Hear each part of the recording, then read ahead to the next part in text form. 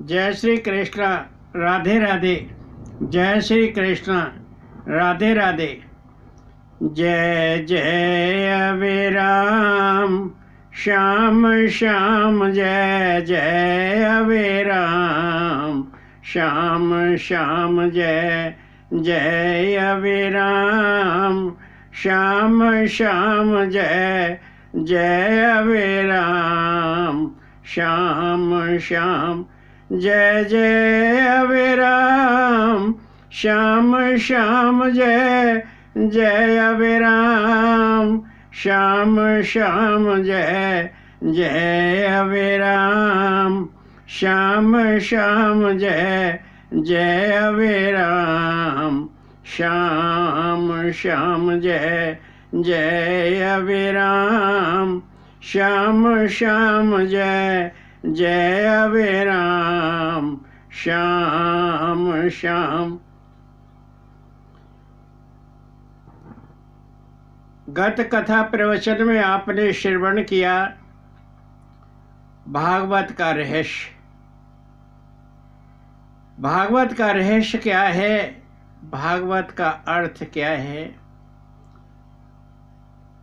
जब हम उसे जान लेते हैं, पहचान लेते हैं, तब उसमें अपना मन, वाणी, नेत्र और शरीर समर्पित कर देते हैं। भगवान श्री वासुदेव ने चतुपदीय भागवत का पारायण कराया और वह चतुपदीय भागवत कौन थी, कैसी थी, आज आपको उस चतुपदीय भागवत का पारायण कराते हैं। ध्यान पूर्वक श्रवण कीजिए। सृष्टि पूर्व में केवल हेतु, शेष अशेष में केवल सेतु। सृष्टि पूर्व में केवल हेतु, शेष अशेष में केवल सेतु। आदि शक्ति मम माया रूपी, द्वै चंद्र सम मोहन रूपी। आदि शक्ति मम माया रूपी, द्वै चंद्र सम सम्मोहन रूपी। पंचभूत प्रविष्ट अप्रविष्टा, दिव्य ज्योतिष सा मम एक सृष्टा।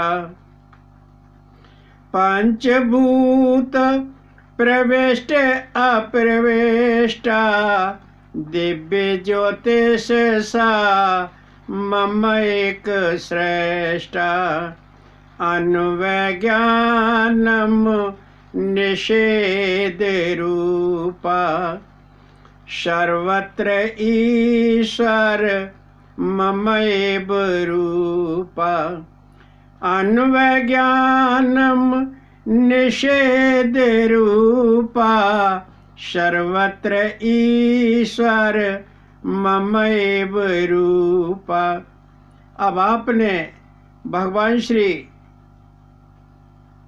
कृष्ण को समझ लिया, तत्व ज्ञान का बोध कर लिया कि यह भागवत नहीं, स्वयं भगवान श्री वासुदेव की साक्षात शब्दमयी मूर्ति है। तो आइए हम एक भजन गुनगुनाते हैं। तू भज ले कृष्णा कृष्णा, तू भज ले कृष्णा कृष्णा, तेरो है जय बेड़ा पार।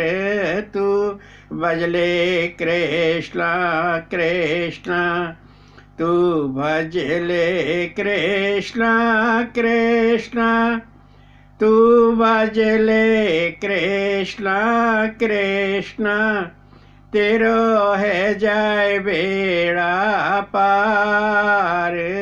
तू भज ले कृष्ण कृष्ण। ये कृष्ण नाम की नैया, बैठ जाओ तुम सब भैया। ये कृष्ण नाम की नैया, बैठ जाओ तुम सब भैया। जाके कृष्ण गढ़वार, तू भज ले कृष्ण कृष्ण, तू भज ले कृष्ण कृष्ण, तू भज ले कृष्ण कृष्ण, तेरो है जय बेड़ा पार। तू भज ले कृष्ण कृष्ण। काम क्रोध मद मोह लोवा, मस्तर छह शत्रु तन छोवा। काम क्रोध मद मोह लोवा, मस्तर छह शत्रु तन छोवा। इन्हें मारे मिलेंगे करे तारे, तू भज ले कृष्ण कृष्ण, तू भज ले कृष्ण कृष्ण, तू भज ले कृष्ण कृष्ण, तेरो है जय बेड़ा पार। तू भज ले कृष्ण कृष्ण। मिले मनुष्य जन्म न सुखारी, जन्म जन्म के पुण्य निहारी। मिले मनुष्य जन्म न सुखारी, जन्म जन्म के पुण्य निहारी। मते गमावे यूं ही निसार, तू भज ले कृष्ण कृष्ण, तू भज ले कृष्ण कृष्ण, तू भज ले कृष्ण कृष्ण, तेरो है जय बेड़ा पार। तू भज ले कृष्ण कृष्ण। संसार शूलों की बगिया, यहाँ चोर लुटेरे ठगिया। संसार शूलों की बगिया, यहाँ चोर लुटेरे ठगिया। तोए लूटे मिलन किनारे, तू भज ले कृष्ण कृष्ण, तू भज ले कृष्ण कृष्ण, तू भज ले कृष्ण कृष्ण, तेरो है जय बेड़ा पार। तू भज ले कृष्ण कृष्ण। भागवत परम कल्याणी, तू पी ले अमृत पानी। भागवत परम कल्याणी, तू पी ले अमृत पानी। मिले मोक्ष होए भव पार, तू भज ले कृष्ण कृष्ण, तेरो है जय बेड़ा पार। तू भज ले कृष्ण कृष्ण। भगवान श्री कृष्ण ने अपने श्री मुख से कहा, श्री भागवत हंस सुचलोका पारायण संतोष अशोका। श्री भागवत हंस सुचलोका पारायण संतोष अशोका। नित्य पाठ नर करे पुराणा कपिला दान शम पुण्य पाना। भगवान कहते हैं कि श्री भागवत का नित्य निरंतर अनवरत रूप से पाठ करने से कपिला गोदान के बराबर पुण्य फल प्राप्त होता है। श्री भागवत अत्यंत पवित्र पावन ग्रंथ है। इसका पारायण करने से अशोक भय संतोष प्राप्त होता है। श्री भागवत की आदि या चौपाई पढ़ने से 18,000 गोदान के बराबर पुण्य फल प्राप्त होता है। यदि कोई भक्त श्री भागवत की एक चौपाई का श्रवण करता है या पठन करता है तो उसको 18 पुराणों के बराबर पुण्य फल प्राप्त होता है। हजारों गोदान के बराबर पुण्य फल प्राप्त होता है। जितने दिन तक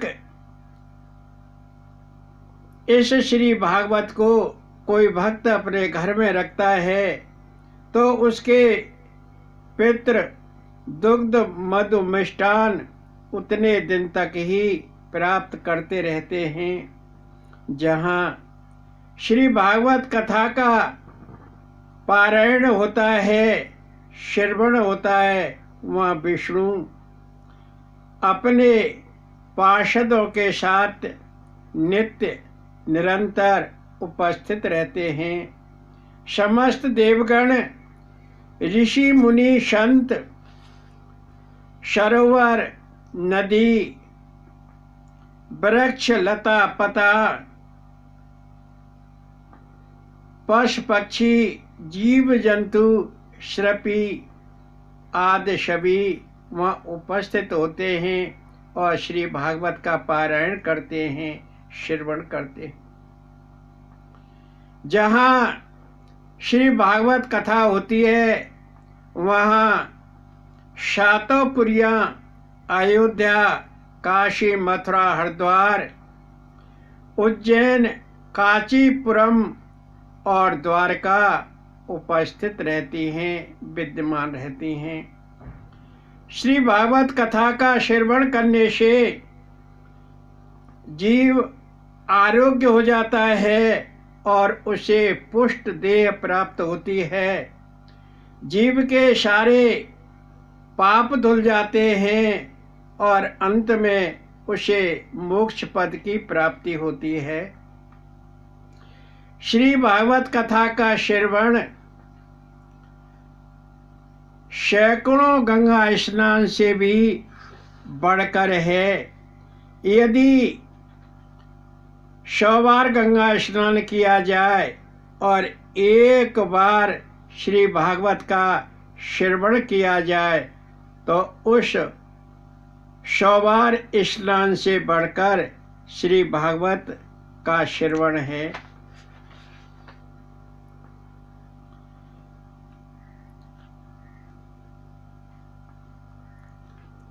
भगवान श्री वासुदेव को प्रणाम करते हैं क्योंकि हमारे सनातन धर्म में सारे कार्य भगवान को नमस्कार करने से ही आरंभ होते हैं। आइए हम सब भगवान श्री वासुदेव को प्रणाम करें, नमस्कार करें। नमः सच्चिदानंद स्वरूपा, सृज पालक तारक बहुरूपा। नमः सच्चिदानंद स्वरूपा, सृज आदि कारक बहुरूपा। तापत्रययुजो विनाशकारी, जय जय श्री कृष्ण संभारी। तो सच्चिदानंद में 3 शब्द हैं, सत, चित्त और आनंद। जिसके अंदर सत और चित्त आनंद होता है, तीनों समग्र रूप से होते हैं, वही भगवान श्री कृष्ण हैं, वही अनंत हैं, वही पर ब्रह्म हैं। सत किसे कहते हैं, चित्त किसे कहते हैं, और आनंद के देने वाले कौन हैं? सत कहिए जो बिनश नाही, चित्त चैतन्य सकल घट माही। आनंद घट घट करे आनंदा, ताको नाम सच्चिदानंदा। सत्य कहिए जो विनश्य नहीं, सत्य का कभी विनाश नहीं होता है। और वही सत्य हमारे चित्त में चेतना स्वरूप, आत्म स्वरूप, चैतन्य स्वरूप विराजमान है। चित्त चैतन्य सकल घटमयी, वह चित्त ही चैतन्य स्वरूप है, चेतना स्वरूप है, आत्मा स्वरूप है। और सत और चित्त के संयोग से जो आनंद प्राप्त होता है, क्योंकि भगवान श्री वासुदेव घट घट के वासी हैं, वह सत्य स्वरूप, चित्त स्वरूप प्रत्येक जीव के हृदय में विराजमान हैं, और वही आनंद के देने वाले हैं। इसलिए हम उन सच्चिदानंद स्वरूप को बार बार प्रणाम करते हैं, नमस्कार करते हैं।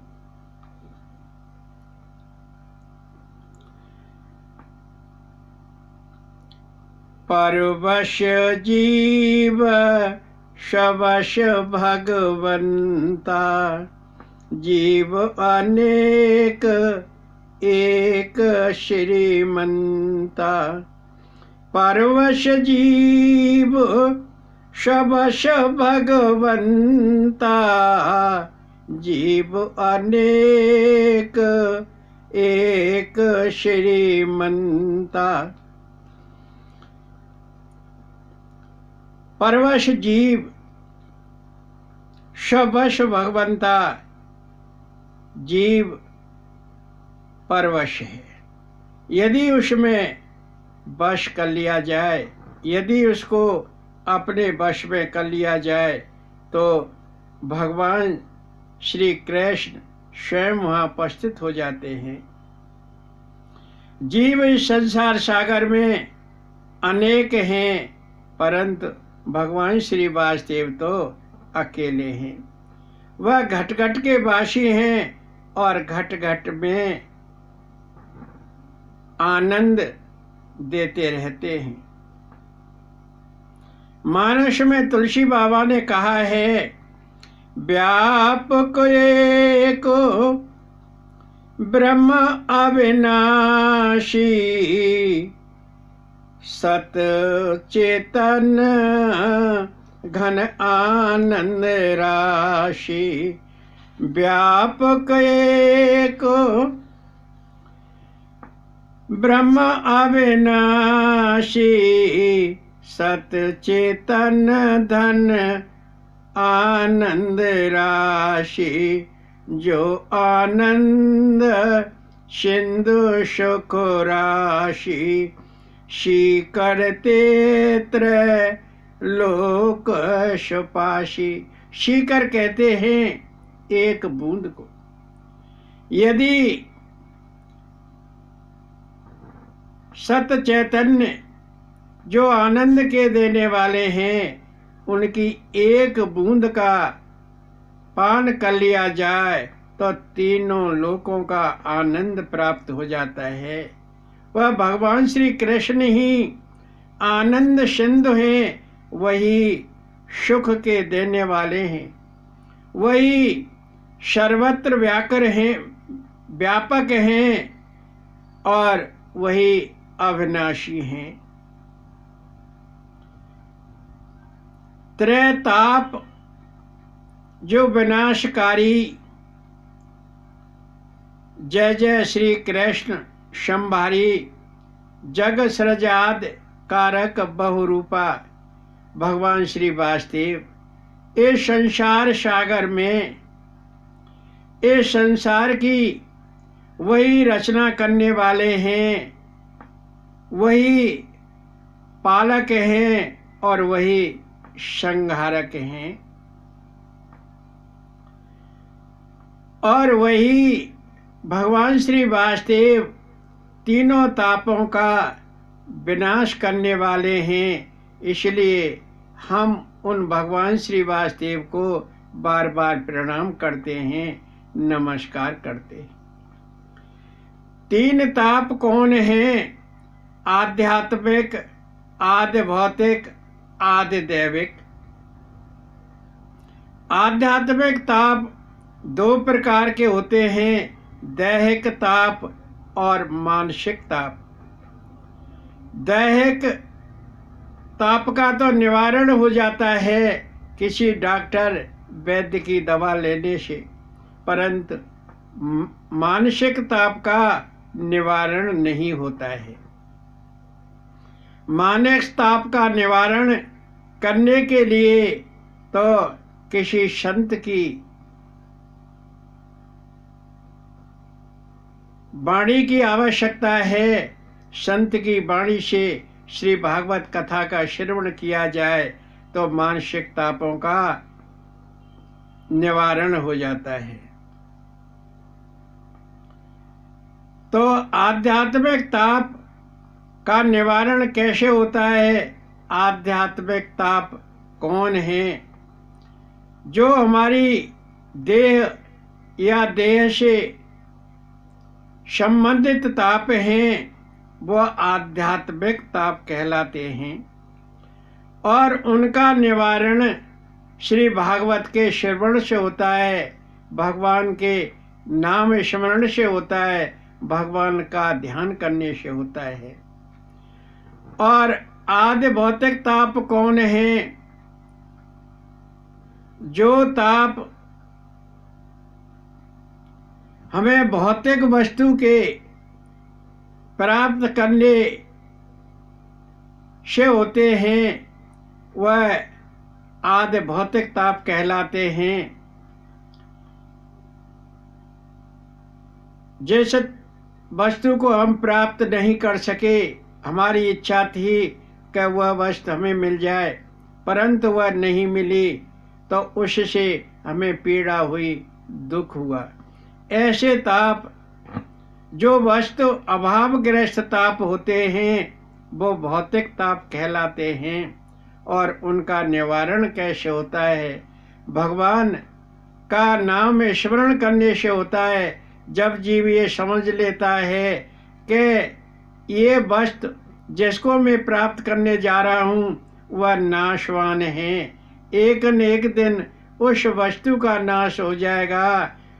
एकमात्र भगवान श्री कृष्ण का ही नाम सुखकारी है, उस नाम को लिया जाए, भगवान की शरणागति प्राप्त की जाए तो हमारे आदि भौतिक तापों का निवारण हो जाता है। आदि दैविक ताप कौन होते हैं? जो देवकृत ताप होते हैं, जो देवताओं द्वारा प्राप्त ताप होते हैं, उनको आदि दैविक ताप कहते हैं। ये आदि दैविक ताप कैसे प्राप्त होते हैं? ये तो समझ में आता है कि हमें संसार में कष्ट प्राप्त होते हैं। क्या देवता भी हमें कष्ट देते हैं? जब आप पंडित जी के पास मुहूर्त निकलवाने के लिए गए, पंडित जी ने कहा कि आपकी कुंडली में शनि का वास है, राहु का वास है, अभी आपका अमुक काम नहीं बनेगा, 2 महीने बाद काम होगा। तो हमने इन देवताओं का क्या बिगाड़ा है जो हमारी कुंडली में उल्टे सीधे आकर बैठ गए? जब जीव ये समझ लेता है कि भगवान का नाम ही एकमात्र उसका निवारण करने वाला है, भगवान के नाम का स्मरण किया जाए, भगवान के नाम उच्चारण किया जाए, भगवान का ध्यान किया जाए, तो हमारे आदि दैविक तापों का निवारण हो जाता है। जा दिन मन पंछी उड़ जाइए, ता दिन तेरे तन तरवर के शबी पात झर जाइए। जा दिन मन पंछी उड़ जाइए, जिस दिन ये मन रूपी पक्षी उड़ जाएगा, उस दिन इस देह रूपी वृक्ष के सारे पत्ते झड़ जाएंगे। इसलिए या देह को गर्वन करिए, शार काक गिद्ध खाइए। जा दिन मन पंछी उड़ जाइए। इसलिए इस देह को कभी गर्व नहीं करना चाहिए। यदि मन पंछी उड़ जाएगा तो उस दिन यह देह नाशवान पड़ा रहेगा और इसको शार काक गिद्ध आदि खाएंगे। और घर वाले क्या कहेंगे? घर के कहत सवेरे काढ़ो, भूत होए तय खाइए। घर के कहेंगे इसे जल्दी से जल्दी ले चलो, भूत बनकर ये हमें खाएगा। अरे ऐसा क्या हो गया?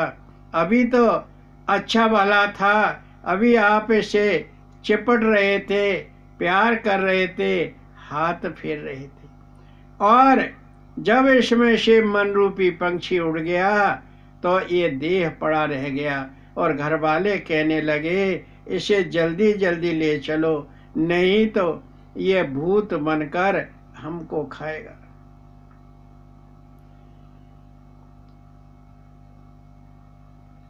चरण कमल बंदो हरे राई, जाकी कृपा पंगु गिर लंग।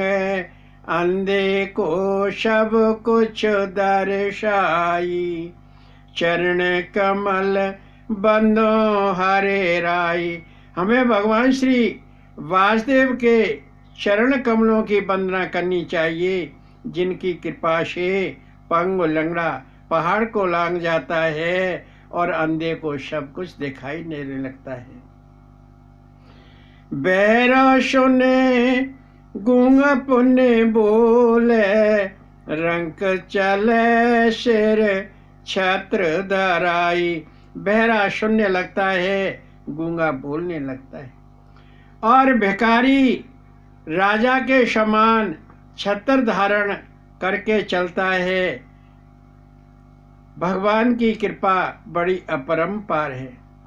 शूर श्याम करुणामय स्वामी, बार बार बंधोता है पाई। सूरदास जी कहते हैं कि भगवान श्री वासुदेव ही स्वामी हैं और वह बड़े करुणामय हैं, बड़े अनुग्रहशील हैं, बड़े दयालु हैं, बड़े कृपालु हैं। हमें उनके चरणों की बार बार वंदना करनी चाहिए, उनका ध्यान बार बार करना चाहिए। जय श्री कृष्ण, राधे राधे। जय श्री कृष्ण, राधे राधे।